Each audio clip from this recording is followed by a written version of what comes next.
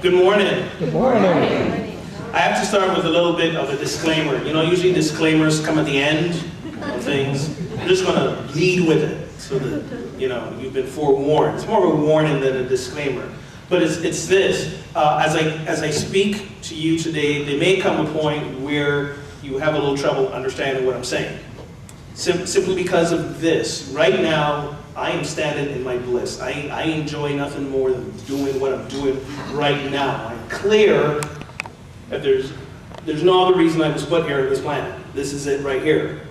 But when I do this, I tend to get a little excited, and I get energized, and I speak faster. And the remnants of an accent that you hear right now will become stronger and stronger, and it may start to become a little bit unintelligible to you. But don't worry, I'll know when that happens. Because the smiles on your faces will turn to a look of confusion. And you'll start whispering, what is he saying? I don't understand. I'm originally from Barbados. And I came to the United States in 1994 to go to college. And when I started college, no one understood what I was saying. And they'd say things like, well, you got a pretty good handle on English. What's your first language? English. But then I realized that in order for me to really be understood here, I'd have to learn to speak American. Yes. And trust me, there's a difference between the two. But I've realized that isn't this the source of what happens to us, of why we have difficulty being in relationship with each other. It's because something gets lost in the translation. We speak in the same language, but somehow between you saying it and me hearing it, there's a difference of interpretation there. Because here's the truth. Whenever you say something, you say, and behind it is the meaning and the experiences of your life. And when I hear it through the lens or the filter of the meanings and experiences of my life. And they're not going to be the same. So you say something and I assume you mean one thing when you mean something different altogether. For example, a few years ago, I've been married for 13 years. It's taken me 12 to figure out what I'm doing. But early on in our relationship, my wife would say things like, you know, somebody should take the trash out. Or, you know, somebody should fix that squeaky hinge. It took me a while to figure out I was the somebody. And after a while, I just said to her, well, let me just change my name to somebody so that there's no longer any misunderstanding. I shared this with a friend once, and here's a story he sent to me. He said, you might like this. There were 4 friends. Everybody, somebody, anybody, and nobody. And there was this important job to be done. And everybody was asked to do it.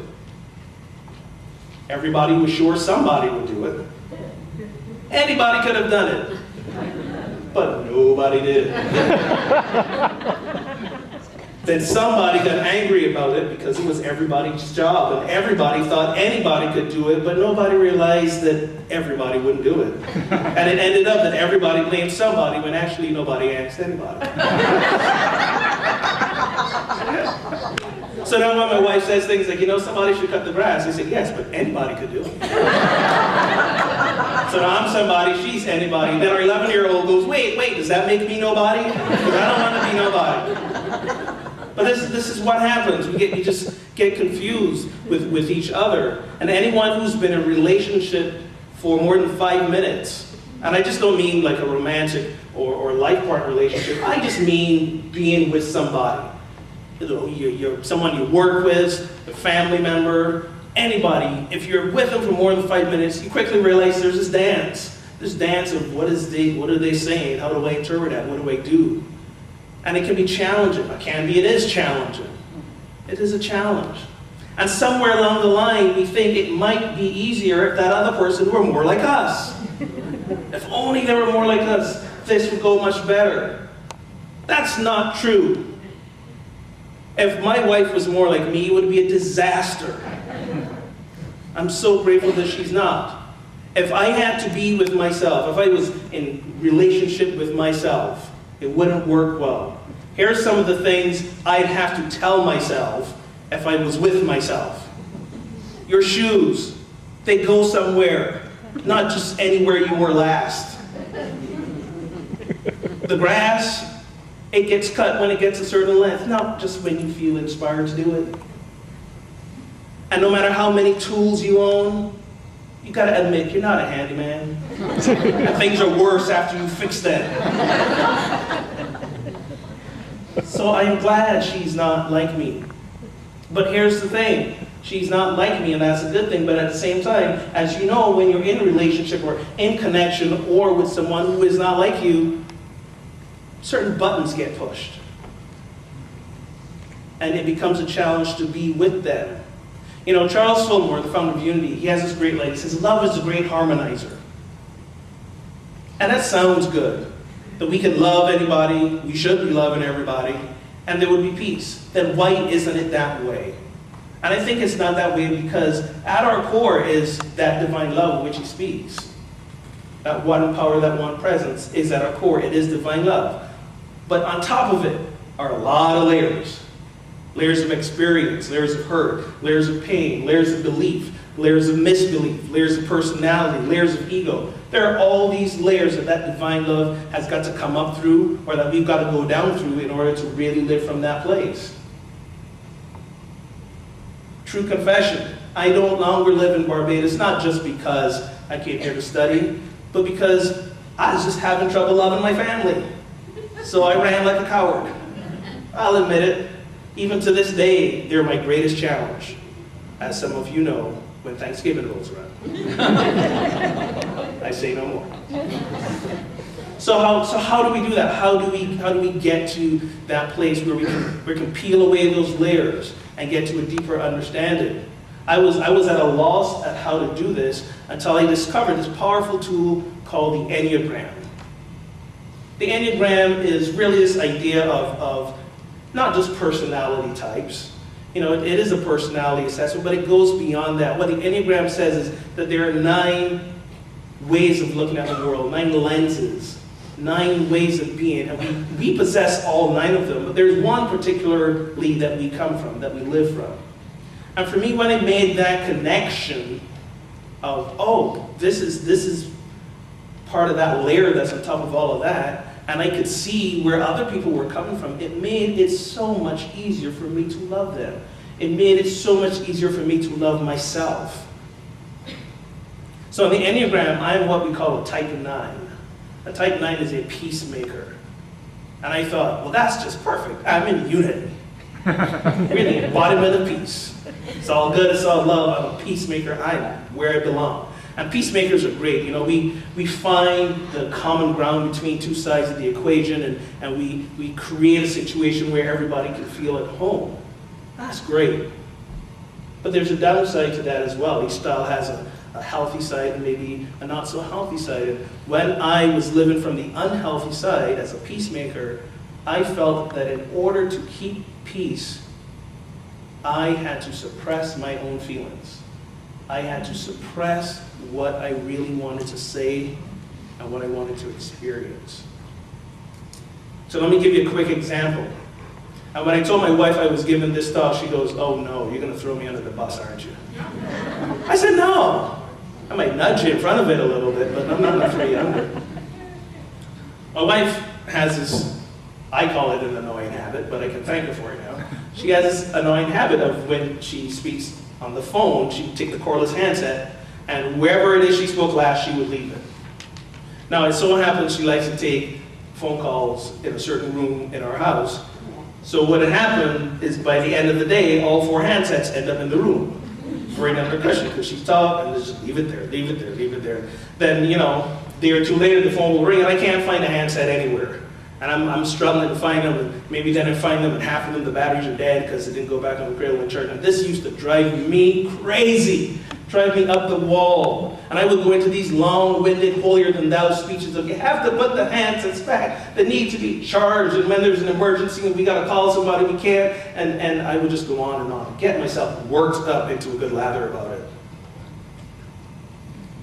And then one day she just said, I don't understand, why is such a simple thing bothering you? And I could have gone on to the, you know, well, why did the simple things I do bother you? But I didn't do that.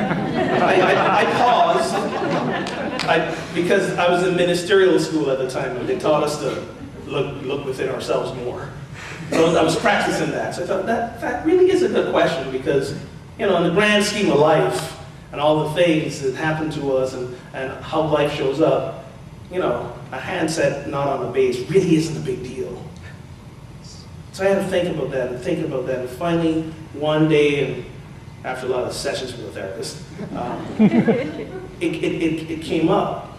See, when I was very small, and I'm talking like 1, 2 years old, up until the time I was 8 years old, my parents, they were entrepreneurs. They had their own business. It's kind of like a mom and pop grocery store, but it was very profitable, and they had to work hard. And when I say hard, I mean like 6.5 days a week, from like 9 in the morning to sometimes midnight or later. Anyone who owns their own business knows that when you start in your own business, it's not a 40-hour work week. It is as long as it takes to get it done. And what happened was, during this time, I would be raised by my grandparents, aunts, relatives. It was truly a village raising the child experience. But because of that, I was never really in one place. There wasn't a lot of stability. I was at different people, so it was kind of a little bit of an upheaval. And I didn't see it as a bad thing, I just saw it as how it was. But there wasn't that constant connection or care. So for some reason, these scattered handsets reminded me of that lack of order that I had when I was a little child. And I thought I'd healed it, I thought I'd moved on from it, but apparently not. And what had happened was that it was coming up for apparently something trivial, and I was taking it out on someone who didn't deserve it. And it really wasn't her issue, it was mine. And I think that when we realize that the issues that we have with other people really aren't theirs, they're ours. And the only reason, or the only way that we can get past that is to work on ourselves. In essence, the more we better us, the more I better me, the more I can better us. We want to experience the best of relationships with each other. The only way we can do that is bring in the best of ourselves to it. And sometimes we don't realize what we need to work on until somebody says something or does something and points it out. This is why I think Jesus was so masterful. Jesus said, he was asked, what is the greatest commandment? And he said simply this: love the Lord God with your whole heart and soul, and love your neighbor as you love yourself. And I think the deeper meaning included in that is simply this: through relationships with each other, whether we've met for 5 minutes or we've known each other for 5 decades, through relationships with each other, we have an opportunity to learn, discover, and heal the deepest parts of ourselves. Being in a relationship is a spiritual practice. And unless you're going to live in a cave by yourself, you're going to meet other people. And you're going to encounter them. And some of them will rub you the wrong way. And when they do, from now on, simply say to yourself, it is an opportunity. It's an opportunity for me to dig deeper within myself and discover the wound that needs to be healed. Because if there wasn't a wound, that other person's behavior would not have affected me so. So I want to extend the invitation to you this afternoon to come to my workshop, because we're going to be looking at these different styles and ways, and they're really just ways of seeing the world, if you will, through the Enneagram. And hopefully it will give you a little deeper insight, not just into how the other people around you behave and where they're coming from, but most importantly, into yourself. Because I think that's how we heal the world. We're going to heal this world by healing ourselves first, one at a time. When we can do that, then we can get the world spinning the right way. Any Al Green fans in the building? Who likes Al Green? Yeah.